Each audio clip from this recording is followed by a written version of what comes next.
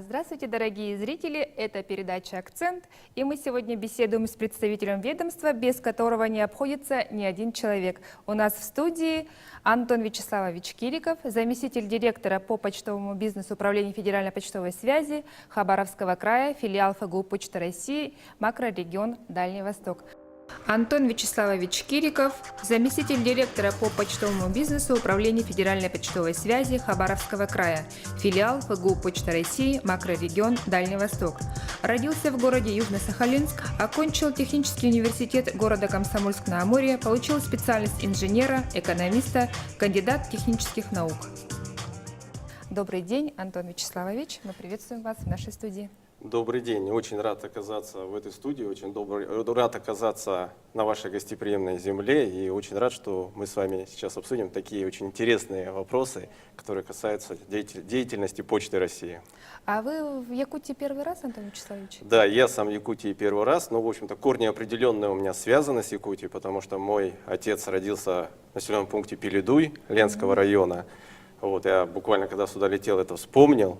И сразу вспомнил, как меня отец научил считать до 10 по-якутски. И много что во мне такое забурлило, связано с этой землей. Поэтому, в общем-то, в каком-то смысле для меня эта земля родная. Какая-то генная память. Генная память есть. Да? Вы уже успели ознакомиться с работой местного филиала. Вы можете в двух словах рассказать, как оцениваете работу управления в Якутии? Да, конечно. Во-первых, мы дистанционно очень внимательно следим за деятельностью наших филиалов в Дальневосточном федеральном округе. А якутский филиал у нас на особом внимании, потому что он положительно нас всегда удивляет. И я не преувеличиваю, если скажу, что якутский филиал – это один из сильнейших, и даже, наверное, правильнее сказать, один из эффективнейших филиалов Почты России, как минимум в Дальневосточном федеральном округе. Поэтому якутский филиал мы всячески поддерживаем со своей стороны и внимательно следим за их деятельностью, потому что мы у них очень часто, в хорошем смысле, подсматриваем и учимся положительному опыту и пытаемся этот положительный опыт тиражировать на все филиалы Дальнего Востока. Если брать стратегию нашей компании сейчас, это два вектора. Первый – это поддерживать и улучшать качество действующего продукта, и второе – разрабатывать и внедрять новые продукты и услуги, то вот здесь якутский филиал не просто качественно срок выполняет поставленные задачи, он всегда выступает определенным новатором и находит такие свои, не бизнесовое немножко слово, но очень правильное, находит свои фишечки для того, чтобы реализовать те цели, которые стоят у предприятия. Поэтому очень много активностей, которые якутский филиал реализовывает либо быстрее других филиалов, либо качественнее, проникновенней. Поэтому мы очень со своей стороны, как руководство компании на Дальнем Востоке, очень довольны их результатом и смотрим на них как на партнеров, которые полностью отражают интересы и компании, и социально значимой составляющей нашего предприятия. Немножко хочется рассказать про якутский филиал, что произошло в последнее время, если вы не против. То есть, если взять наше предприятие, то Почта России, понимая, что обладает одной из самых больших розничных сетей, вдумайтесь, 42 тысячи отделений почтовой связи. Но ни одно бизнес-подразделение не может, бизнес-компания, гордиться такой разветвленной сетью. И понимая социальную значимость нашего направления деятельности, мы стараемся, чтобы в каждом отделении почтовой связи любой житель, любой гражданин России мог получить максимальное количество сервисных услуг. Придя в отделение почтовой связи, могли отправить как почтовую письменную корреспонденцию, так и посылку. Приобрести товары народного потребления, приобрести товары в рассрочку беспроцентную, что очень актуально для социально незащищенных слоев населения. Это мы делаем такое для пенсионеров, в первую очередь, которые получают пенсию через Почту России. В этом году мы с февраля месяца в якутском филиале начали осуществлять прием платежей по таким видам направления, как коммунальные платежи, оплата налогов, оплата госпошлины, оплаты штрафов. С 10 октября мы начали принимать оплату всех видов кредитов. То есть любой гражданин, придя на почту, должен уйти с максимальным реализованной потребностью всех видов сервисных услуг, которые только бывают. По этому пути мы развиваемся и, опять же, вернусь к якутскому филиалу. 160 посттерминалов было установлено, кстати, в сельских, удаленных населенных пунктов, которые не просто помогут принимать платежи быстрее, и это минимизирует очереди, но и самое главное, это просто будет удобнее делать для жителей республики и вообще там везде, где это То есть находится. это и есть те фишечки, о которых вы сказали, или есть еще какие-то Это другие инновации? Есть фишечки, и мне очень нравится взаимодействие Почты России, якутского филиала, построенное с правительством республики и с муниципалитетом. Благодаря этому взаимодействию в таких населенных пунктах, как Нюрба, Сангар, Батагай, Депутатский, только в этом году у нас почтовые отделения переехали из старых помещений, ветхих, в новые каменные капитальные сооружения. Безусловно, это все повышает качество и комфорт для обслуживания. Кстати, на почте мы очень внимательно следим за тем направлением деятельности, и мы хотим, чтобы на почте не просто обслуживались, а обслуживались с комфортом. Это несколько новое слово для почты, чтобы все жители, обращаясь в почту, получали удовольствие от того сервиса, скорости, качества, которое там будет происходить. Поэтому замечательные результаты дает якутский филиал. До конца года у нас в плане открыть 3 мини-отделения в городе Якутске для того, чтобы разгрузить загруженные отделения и, опять же, минимизировать очередь, а тем самым повысить сервис и комфорт для жителей. Поэтому планы есть, а якутским филиалом мы очень довольны. И, повторюсь, мы у них в какой-то мере постоянно учимся. Со своей стороны издатели тоже, скажем, подготовили свои инновации, которые касаются, несомненно, и вас. Вы уже, наверное, в курсе, что правительство нашего региона приняло решение с 1 января 2017 года доставлять газеты Якутии Саха-Сиря бесплатно до каждого подписчика в любой уголок республики. Мы бы очень хотели узнать ваше мнение об этом. Ну, знаете, сложно переоценить это решение. Конечно, мы оцениваем ее только позитивно. Во-первых, это однозначная поддержка местных издательств, а сейчас это очень актуально. Во-вторых, для жителей республики это будет услуга доставка любимой газеты прямо на дом. Ну, что может быть лучше, если говорить в этом направлении? Поэтому мы со своей стороны смотрим на это крайне позитивно, положительно, и Почта России обеспечит максимально быструю и качественную доставку вот этих печатных изданий до каждого жителя. А ведь объем-то будет немалый. Мы планируем тиражи 50-70 тысяч экземпляров. Насколько Почта России готова доставить? Буду на ваши цифры отвечать тоже языком цифр. Вот только вдумайтесь, якутский филиал Почты России – это 427 отделений почтовой связи, охватывающие 585 населенных пунктов, 185 единиц автотранспорта, 2500 сотрудников, 1000 из которых почтальоны и операторы. Полностью налаженные логистические маршруты, различные пути доставки. И вопрос по доставке для нас вообще не является сейчас каким-либо проблемным, потому что с таким ресурсом, с такой, в хорошем смысле, армией, с такой подготовкой, конечно, мы сможем реализовать, и мы с уверенностью смотрим на это направление. Но мы очень рады этому, потому что вы сами понимаете, что своевременно доставленная информация, это, конечно, для нас в первую очередь самое важное. Вот на этом мы делаем большой акцент. Если в какой-то период у почты был, скажем так, акцент доставить и не было привязки к срокам, то сейчас очень строго, где-то даже жестко у нас требования к нашему предприятию, к нам по срокам доставки. Мы понимаем, что почтовая письменная корреспонденция, посылки и тем более газеты – это как горячие пирожки. Они должны прийти к клиенту, к жителю горячими. Неинтересно читать газету с новостью про которую уже по телевизору 3 раза рассказали. Вот газета должна прийти раньше, чем увидели по телевизору или даже в интернете. Поэтому мы понимаем, тут на нас ответственность по качеству доставки, но мы готовы к ней, мы реализуем. Замечательный у вас настрой, я вам скажу. Основа работы почтовой службы – это его последняя миля, так называемая, это сами почтальоны. Как вы сами уже нам сказали, их у вас целая армия. Только в одной Якутии их 2500. 2500 сотрудников и 1000 это почтальоны. И 1000 только почтальонов. Вот. Хотелось бы коснуться условий их труда и что нового, возможно, в организации их труда ожидается. В первую очередь хочу сказать, что на почте работают люди самоотверженные и любящие свою профессию, понимающие ее значимость для всех жителей. Потому что подчас почтальон – это единственная связь жителей в удаленных населенных пунктах с внешним миром. мы сталкиваемся с тем, что даже на каких-то поселках удаленных через почтальона просят и принести продукты, и привезти лекарства.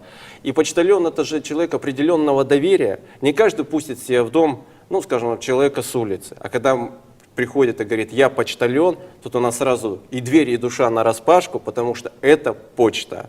Поэтому к почте есть доверие, мы очень ценим это доверие и стараемся всячески соответствовать этому доверию, потому что это ответственность.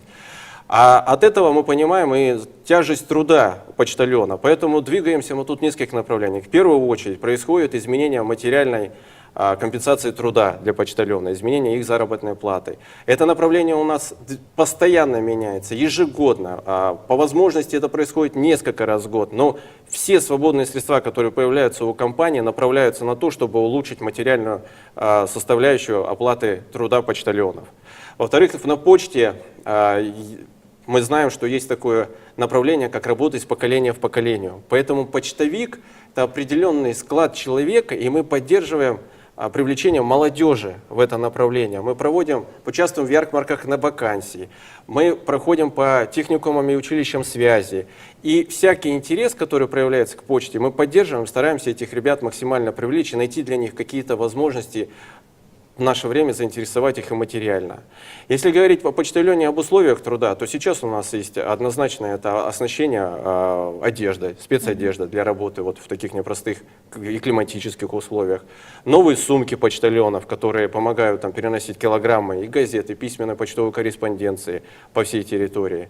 Автотранспорт. Например, только в якутском филиале в прошлом году было Почта России передана в филиал 75 ведомственных автомобилей. А вот представляете, всего 185 автомобилей, а только в прошлом году дали 75 новых автомобилей. Большая часть этих автомобилей была передана в удаленные улусы. Как раз для того, чтобы облегчить работу, повысить комфорт работы. Мы понимаем тяжесть этого труда, комфорт работы для почтальонов. А как следствие это будет, опять же, повышение нашего сервиса. Почта будет доставляться быстрее, почтальон будет приветливей, а от этого будут и почту воспринимать как такую добрую человеческую организацию, которая направлена на то, чтобы организовать связь. Письмо — это кусочек души переданный, какая-то информация, и мы понимаем вот это. Поэтому последние мили, так называемым почтальонам, у нас и уделяется, и будет уделяться, продолжаться отдельное внимание, и отдельная прям статья дохода будет направляться на улучшение их условий труда, оплаты и так далее. Расскажите немного о тех новшествах, которые введены в работу почтовиков в последние годы. Вы знаете, колоссальные изменения, во-первых, вводятся, а во-вторых, будут вводиться. Давайте начнем с таких глобальных, масштабных вещей, которые радикально повлияют на работу Почты России непосредственно на Дальнем Востоке. Это принято решение и уже реализуется строительство дальневосточного логистического центра на Дальнем Востоке в городе Хабаровске. Он будет построен, теперь только вдуматься в цифры, 15 тысяч квадратных метров территории этого логистического центра. Работать будет 800 человек. В год будет 270 миллионов обработка почтовой корреспонденции. Все это приведет к тому, что вся корреспонденция, которая будет работать, которая будет приходить как внутрироссийская, так и международная, будет обрабатываться быстрее, и сроки доставки сократятся в разы. Это очень глобальный проект. Пока у нас построено 2 таких логистических центра в Москве, один в Петербурге и один вот на днях откроется в Казани. И следующим будет открытие и строительство Дальневосточного центра. Колоссальный проект, и отдельное внимание именно на руководство Почты России уделяется именно Дальнему Востоку, и поэтому перенаправленность вот это развитие этого направления здесь. Но такого из интересного, Почта России приобрела 2 самолета Ту-204С для того, чтобы опять же объединить Дальний Восток с центром России, с Европой. И приобретя эти 2 самолета, вот, представляете, предприятие купило 2 самолета и отдало их на Дальний Восток. Аэропорт базирования — город Хабаровск. То есть эти самолеты, весь их ресурс будет направлен на то, чтобы осуществлять доставку, авиадоставку. Не где-то арендовать в каких-то самолетах определенные места и не знать, получится все туда поместить, не получится, а конкретные борта, работающие на Почту России, будет работать у нас вот уже с ближайших дней, потому что самолеты уже есть. Будет запущен поезд в ближайшее время, уже идет конкурсное мероприятие на закупку 100 вагонов, Пекин, Москва, а в дальнейшем Берлин. И это будет чисто почтовый поезд, который будет перевозить около 150 тонн корреспонденции, напрямую соединяя, с Пекина, когда поезд пойдет, он пройдет всю Россию. И опять же мы не будем привязаны к каким-то партнерам по доставке, а это будет прямая доставка от Почты России. У нас новшество, так называемые отделения нового формата. Это отделение, которое вообще переворачивает понимание офиса Почты России. Это новое помещение, новый ремонт, электронная очередь, комфорт, то есть диваны, кресла. Это другая скорость обслуживания, это максимальная инфраструктура ИТ-оснащения для того, чтобы ускорить все процессы, которые проходят на почте. И это тоже уже будет запущено. В следующем году у нас в Республике Саха-Якутия будет открыто 3 таких отделения. Это в городе Якутске, Покровске и Нерюнге. Это вот то, что уже решено, и то, что будет делаться.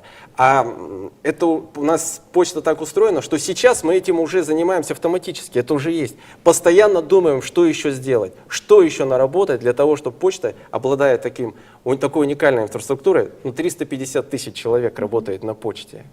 350 тысяч, 42 тысячи отделений, огромный автопарк, вся страна просто изрисована логистическими маршрутами. И мы хотим, чтобы все знали, что почта это надежно, это быстро, это качественно. И вот новое слово, которое для Почты России – комфортно. Поэтому будем работать, будем развиваться комфортно. Антон Вячеславович, и такой вопрос напоследок. Сами вы пользуетесь услугами почты? И когда в последний раз отправляли кусочек вашей души, открыткой или с письмом? Сам я пользуюсь постоянно, но у нас сейчас одно из направлений, которое активно прирастает, порядка в 10 раз почти вырастает год к году объемы международных посылочных отправлений. Да, мы сейчас стали все покупать товары по интернету, и доставляются они силами Почты России. Все этим занимаются, в том числе и я. Письма, вы знаете, став работать на Почте России и столкнувшись с этим, я стал писать письма. Даже где-то специально отложив телефон, я пишу письма своим родителям. И когда первый раз они получили, были так удивлены, что сын написал. И прям у меня родители хранят это письмо, у меня папа хранит это письмо. У нас есть такая услуга, Почта Маркет, это каталог, в котором каждому празднику можно прислать письмо поздравительное. Сейчас у нас вышел новогодний каталог, и в нем можно отправить, любой человек может прийти на почту и отправить письмо Деда Мороза. То есть 31 числа, 30-31 числа к вашему ребенку придет письмо от Деда Мороза. Это не будет указано, что от вас. И где будет написано: поздравляю девочку или мальчика такого-то с Новым годом и желаю. Я в прошлом году отправил своей дочери, написал: мою принцессу Уленьку, и когда она получила, он пошел: папа, откуда Дед Мороз знает, что я принцесса Уленька? И я понимаю, что вот это вот как раз с помощью почты мы и несем то светлое, доброе, при этом соблюдаются и интересы почты, и выполняется основная функция. То есть мы работаем и для жителей, и для предприятия Почты России. Антон Вячеславович, спасибо большое за интересную беседу. Наши зрители, я думаю, сегодня узнали очень много нового о почтовой службе. Спасибо. Спасибо вам, спасибо, что пригласили. Это была передача «Акцент» с Антоном Кириковым, заместителем директора по почтовому бизнесу Управления Федеральной почтовой службы. Спасибо.